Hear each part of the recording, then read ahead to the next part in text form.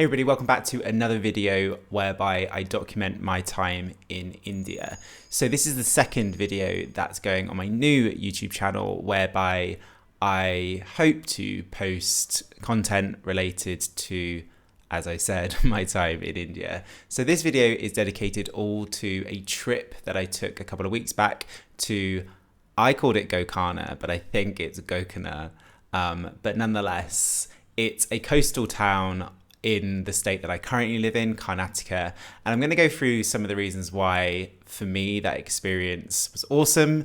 Why, for me, I had a better time than the last time I went to Goa. And I'm going to kind of go through reasons why I think this place is a great place to go. Not instead of Goa. If you've never been to Goa before, definitely go. But Goa has changed significantly since the last time I've been. And Gokarna is more laid back than what Goa is becoming. So yeah, I'm gonna go through my experience, my trip that I took a couple of weeks back. So unlike Goa, unfortunately, Gokarna isn't as connected by airports. So because I now live in Karnataka, I live in Bangalore, it was a lot more simple to go. I'd always wanted to go, but because it was a bit of a challenge to get to and my time was always restricted in India in regards to coming for like 2 weeks, 2 and a bit weeks, it just never was possible. So I originally was going to take a train, but then based on advice from colleagues, I took an overnight bus. It was the first time I've ever taken an overnight bus before, and I was reluctant in the past to do it, but actually it was super simple. I left at like 10:15 and got into Gokarna at like 7:45 in the morning, and it would have been like a super long week at work. So as soon as I hit the pillow, I pretty much was out the whole evening. So the journey itself was really straightforward. I fell asleep in Bangalore and pretty much woke up in Gokarna like that. So the first thing I did when I got there is I walked from where they dropped us off. I walked like 5 minutes to get myself a scooter. So I'd done reviews, I'd done a bit of research, and Chiranvi Bike Rental is who I went with. I couldn't fault them enough. Like, they were super friendly when I arrived. They gave me a genuine price. They didn't try and rip me off because I was a foreigner. I showed them my Karnataka driving license, which was of fascination. Like, they went and found like 2 of their friends just to show them this driving license. They didn't question it. They'd just never seen, I guess, a foreigner with an Indian driving license before. And yeah, like I said, they were super helpful. It was a good price, and I would totally recommend them. So from there, I drove to my accommodation in Beach. I didn't really do much research about where to stay in Gokarna because I knew I was going to have a scooter, so it didn't really matter. But like, I lucked out in regards to where I stayed.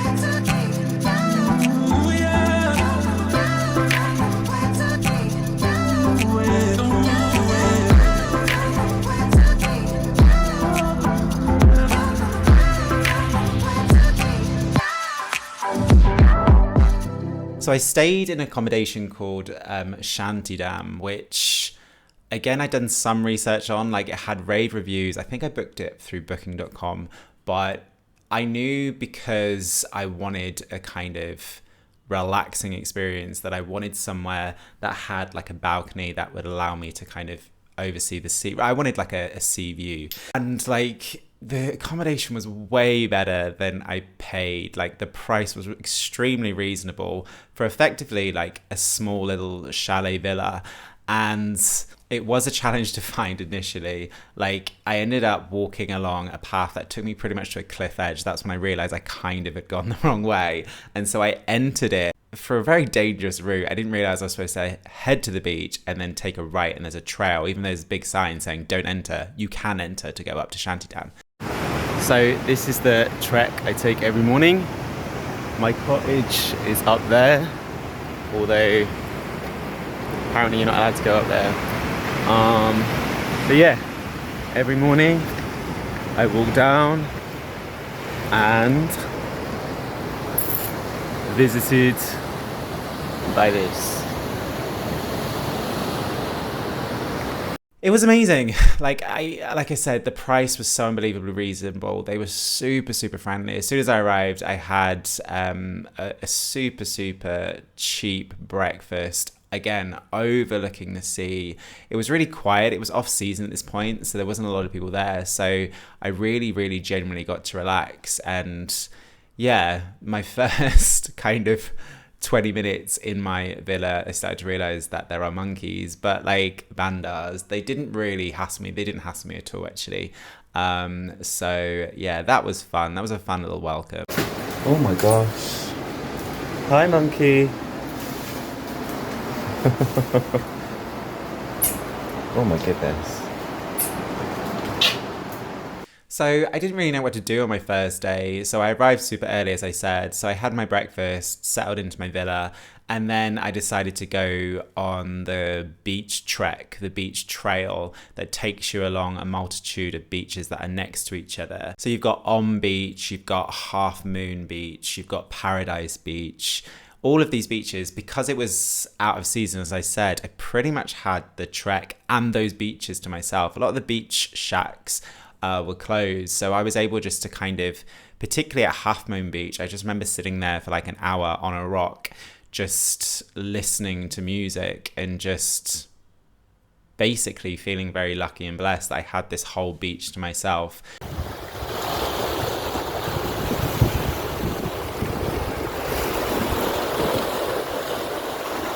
Yeah, the trek was simple, and as I said, it took me a couple of hours and it was super peaceful, hardly anyone there because it was out of season. And the views were stunning. And again, like I said, it was a perfect introduction to Gokarna because it gave me exactly what I was looking for. And that was for that kind of like peace, kind of, separation from the busyness that is my life in Bangalore.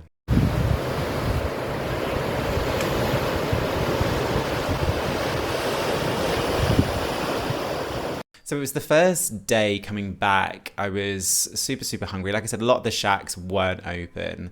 So on Beach, there's a shack called Dolphin Bay Cafe, where I pretty much went every day due to the fact that the people there were super nice, super friendly, and the food was nice, and they had a selection of drinks. That's as much as I'll say. And I just sat there for a couple of hours, watched the sunset, and yeah. My second day, again, I woke up, had a great breakfast overlooking the sea, and then I took my scooter into town. So Gokarna is an amazing place to go for relaxing, but it's also got a lot of religious significance as well. And a large part of that is to do with Mahabaleshwar Temple, which I think is a Shiva temple, I think. I didn't get to experience it. It's one of the temples in India that foreigners aren't allowed in. Whilst studying religions and teaching religions in the UK, and religions objectively being a huge passion of mine, I have zero desire to go in and take pictures and, invade the private space of worshippers. But it would be great to be able to go inside these places that I've taught and, have become familiar with as a result of teaching religions in the UK. But nonetheless, I do respect that decision. So I wasn't able to see it, but I was able to go inside slightly into the kind of courtyard and just soak up a little bit of the ambience. But the whole of Gokarna town is built in and around this really infamous temple, which obviously is a significant pilgrimage site for a lot of people. But irrespective of that, I walked from that temple down some side streets, which was awesome. You could really feel that the town itself is really, really old. And I got to kind of experience lots of little temples, which genuinely felt like an authentic experience. Probably going to pronounce it wrong, but I then went to the waters at Kotitirtha. That was awesome. So I really do like towns in India that have these kind of pools of water, these kind of sacred pools of water that are used for ritualistic bathing, shall we say, because there were people bathing there when I went there a couple of times. And just the buildings and the temples around, I sat there for over an hour. I was walking around it, and then just at moments I would just stop and just observe both, obviously, people engaging with the water, looking at the buildings around, saying hi to the cows. But it's beautiful.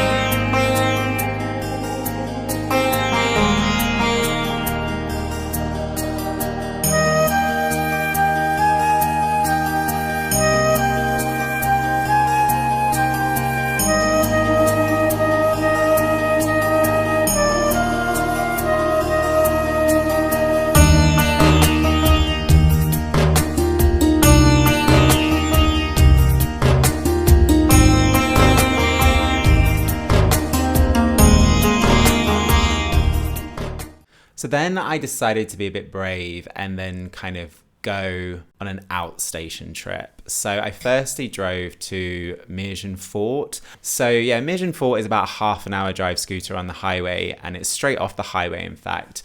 I mean, India's full of forts. I wouldn't say that this fort is any special or more special than any of the others, but it's just nice to kind of have somewhere in close proximity to be able to go and see.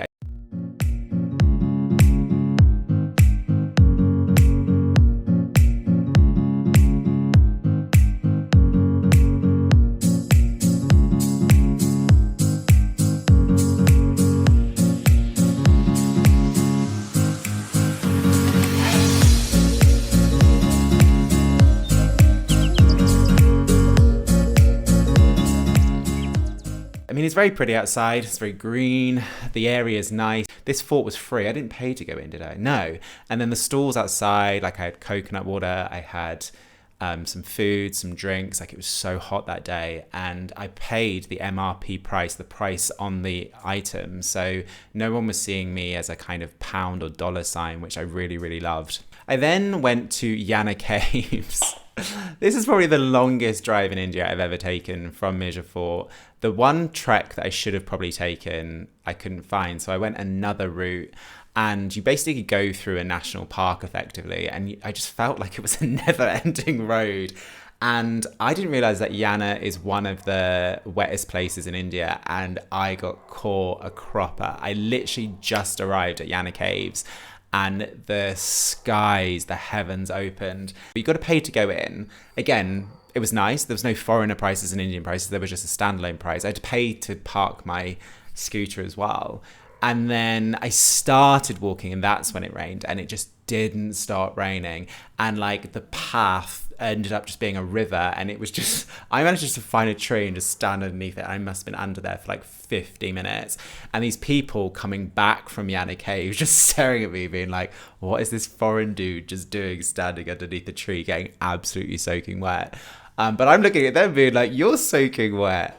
It started to die down a little bit. By this point, I was drenched. And then I managed to make my way up to Yana Caves. Cave. It's cool. It's cool. There's a rock temple there that's really significant. I didn't go in. I was just really wet. So I just was like, I want to get and see the cave and then come back. And the cave was cool.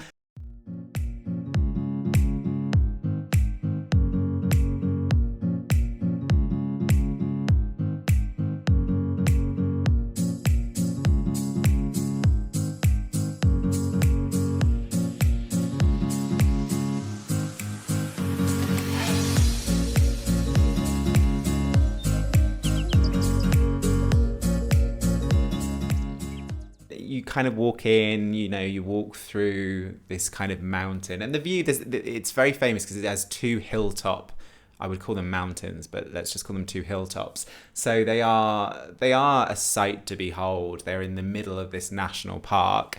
And yeah, no, my experience was cool. I enjoyed it. And because it was so unbelievably wet, I didn't see that many monkeys, and I didn't get attacked by monkeys, which was nice because I've heard that can be a thing. So day 3, it was more about kind of like being in Gokarna. So yeah, after my breakfast, I went back into Gokarna town, and I'm really glad I did because just by chance, down near the beach, as I'm approaching the beach, I just took a left, and it took me a trail, and it took me to a temple. I did see it on the map. When you get there, you can then go further up, and you can walk up to another temple, which is amazing.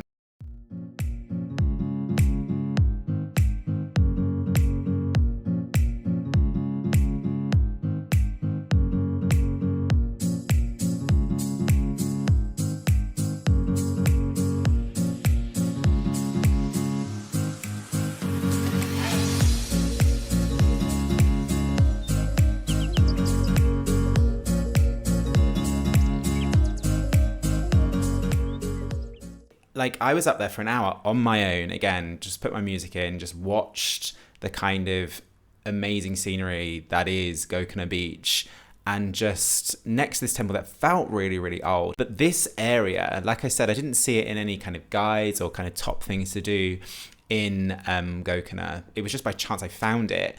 And I just stayed up there for ages. And it was quite nice because I walked back down, and then the temple there's like a kind of a 180 where you can walk around it, and that's where you get the best views of Gokarna Beach.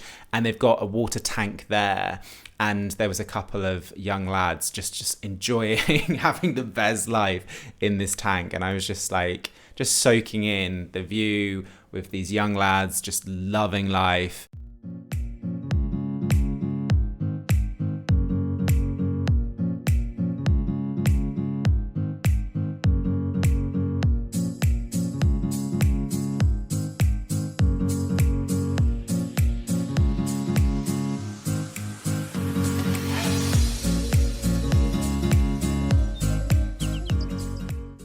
And yeah, like I said, it was unexpected. I had no expectations because it was just by chance that I found that area. So I absolutely advise people to go there because it's cool. I then took my scooter back to On Beach and I walked to Kudle Beach, which I hadn't been to. I think that's probably the most Goa-esque. So it's a really, really nice beach. And there are a lot of shacks that are there, and they were all open.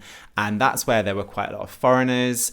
But I just put a towel down and yeah, sunbathe. I really, really appreciate it. I'm not going to lie, that walk, so there is a particular walk from On Beach, and it's signposted where you go through like this wooded forest area and then over kind of, rocks. But it's a safe walk. It's a really simple walk.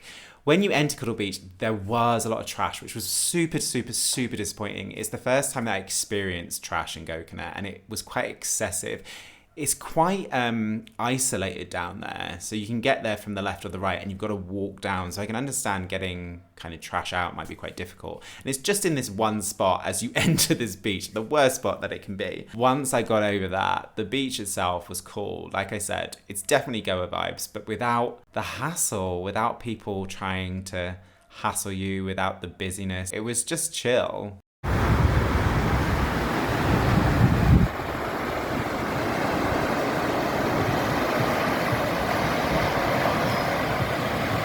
Hey guys, how's it going? All good?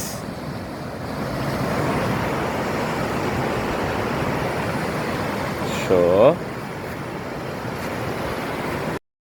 Hey Cal. Hey Cal. How's it going? Are you just chilling?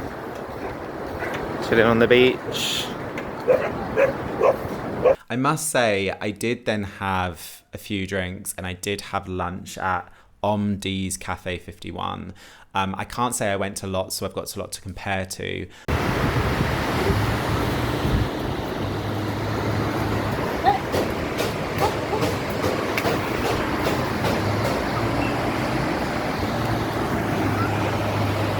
The service in there was great. They were super friendly. The prices seemed really reasonable. So yeah, I do advocate for that, for them. Oh, one thing. So I did see on Google Maps that there was this Shiva Cave temple, which its official name is Gogarbha Cave. And it was just a short walk from Kudle Beach. So I entered it from the On Beach side, but on the other side, there's a nice little trek that takes you up to a car park. And at that car park, you just need to look for a sign because I've seen a lot of reviews that said they couldn't find it. And I kind of understand why, but there is a sign that says Shiva Temple this way. One of the most freakiest things I've ever done. I was really, like, the entrance is super, super tiny and there was no one else there. And I got in and straight away I was sweating. It was unbelievably humid in there. So this is the Shiva Cave. That's the entrance. That is the shrine. So this is the inside of the Shiva Cave. You have the natural light. And then that's the temple. Right. It's really freaky in here. So I'm gonna get out. And I couldn't see anything, but the light, the natural light, there's like this kind of hole in the wall and the light kind of shines onto the temple. I got in and then I kind of started freaking out because I was like, I could hear bats and I did think like, oh, what if there's snakes in there? What if there's rats? And then I just really, really freaked out. And so I kind of quickly escaped. And then I was like, no, Shane, go back in, because that was a cool experience. So I did then go back in.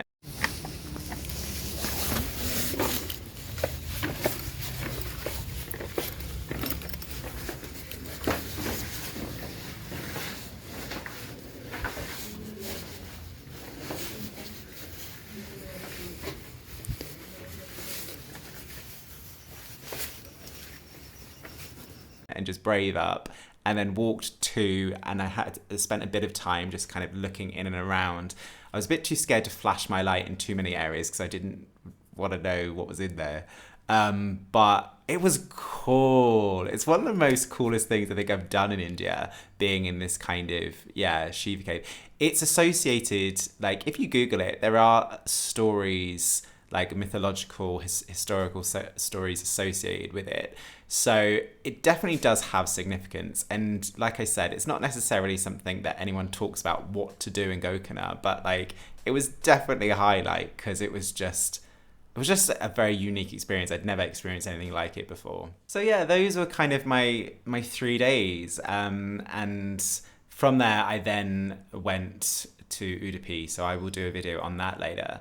But yeah, so I had kind of three full days there. It was just great. Like it was a mixture, like the scooter made life really easy. So you had a mixture of beach, history, culture, everything in one. I would now go to Gokarna over Goa, but it's easier for me to say that because I can just get a night bus from Bangalore.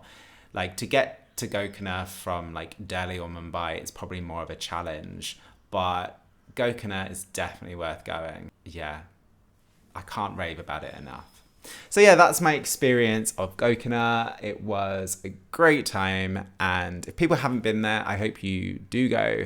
And if you have been there, then do let me know in the comments kind of your experiences as well. It would be great to hear back from people in the comments in regards to your experience. So I'll leave it there. Please do, if you're still here, subscribe, follow my channel, like this video, because it does help. So I will leave it there. Until then, take care.